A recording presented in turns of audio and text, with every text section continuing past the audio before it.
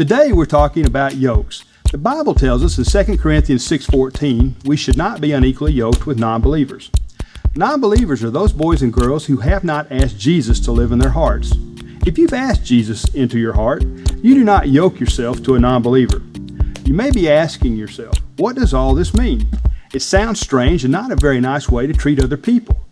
Let's begin by answering this question. What is a yoke? A yoke is a wooden frame used to join a pair of oxen together. It can also be something that binds, unites, or attaches something or someone. You know, missionaries are people who go all over the world meeting people who are not like them. They meet boys and girls that look very different from themselves. When I was in Burma, I made friends with many of these boys and girls. The people of Burma are very special to me, and they have ways of doing things that are totally different from ours. How do we yoke to someone? We're not animals, and we don't wear a harness or anything that attaches us to someone else. So how do we yoke? We yoke to other boys and girls through friendship. Friendship is what binds us together. Our friends are those people who we are close to, and some of our friends we are closer with than others. These are who we call our best friends. They are the boys and girls we spend most of our time with, having fun and doing things together.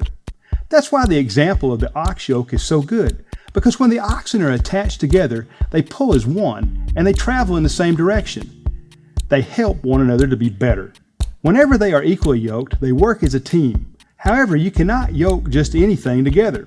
For example, if we yoked a cow and a horse together, even though they are similar in size, they would not be equally yoked and would not be able to get the same result.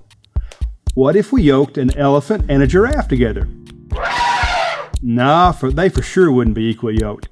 You see, it would be very hard for them to pull the plow or wagon together because they each have different strengths. The elephant and giraffe are both special and have different abilities. In fact, if they were the same size, it would be tough to yoke them together because of their shapes. It would be difficult for them to walk side by side. Whenever animals are unequally yoked, one animal may get tired faster than the other because they are carrying more of the load or going different speeds. Did you ever hang out with someone who did something they weren't supposed to? Did you get the feeling you shouldn't be with them and ended up getting into trouble? This is exactly what I'm talking about. Having friends who don't get you into trouble. Best friends who will do the right things. Someone you can equally yoke to and will help you to make good choices. We're talking about yokes, and here we are with a perfect example. This is an ox team yoked together equally. See how they're the same size, they have the same weight, they pull the same way. That's how we should do in life with our friends. When I was in Burma, I saw a real ox team pulling a plow in a rice field. Let's watch this yoke of oxen in action as they pull the plow together. Notice they are the same size, they have equal strength, they support one another, and they are working together. This is how we should be with our friends, especially our best friends. We should be equally yoked. When we have best friends, we should help one another. We should encourage each other, laugh with them and not at them, and be there for them when things are good or bad. A best friend will pull with you, not against you. They are someone you can count on. Does this mean we can only have friends who look like us? Absolutely not. We should be friendly to everyone. It would be pretty sad if we only had friends that look like us, because it's not what you look like on the outside, but what's on the inside that's important.